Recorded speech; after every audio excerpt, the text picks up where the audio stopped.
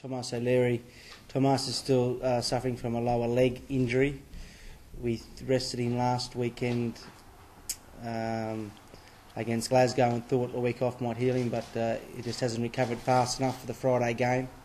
So we feel that this weekend, if he's rested, and this week he's rested, that he should be available for selection next week. The other case in point, Tony Buckley, Mick O'Driscoll and Frankie Sheen.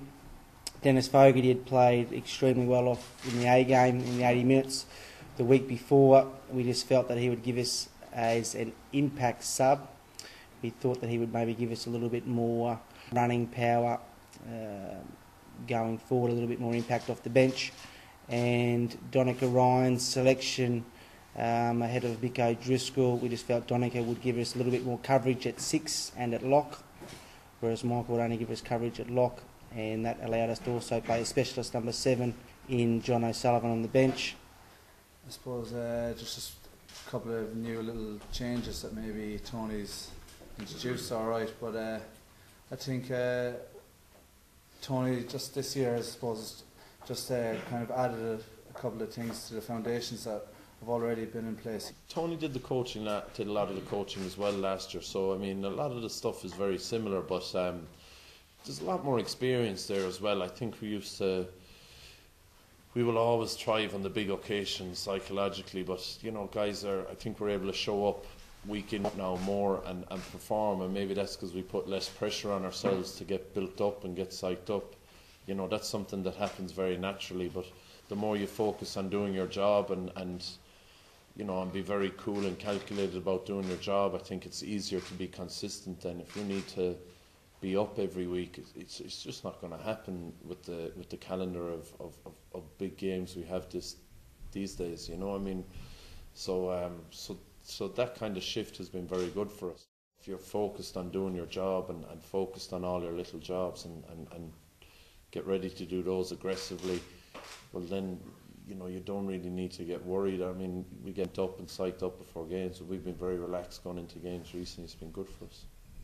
Yeah, look, I thought Peter played extremely well in the first half. I thought he was easily our best player. He showed a lot of enthusiasm, and he certainly showed evidence of the areas that we were hoping Peter would go forward in his game with, and he certainly showed that, yes, he had gone forward in those areas. So very pleasing. So, you know, we're looking forward to him, and Peter was also looking forward to the opportunity to play this weekend.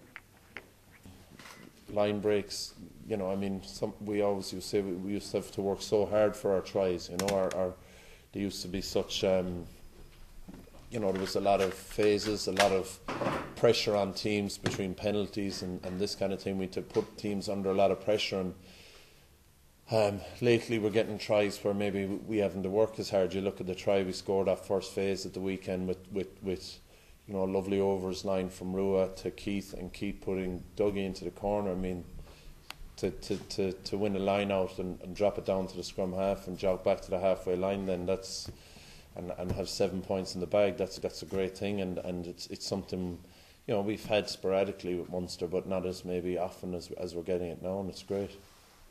Yeah, look, our line has been something that we've been looking at putting in every week and trying to improve there. Yeah, well, our stats wouldn't suggest that it's been as strong as it has in the past. You know, it's certainly one we're trying to go forward with, and I know Laurie's certainly working very hard with the forwards to go forward with that. We're not too far away. A little bit of timing, a little bit of execution, and you know, it'll be, you know, once it comes, it'll be again another great string to our bow.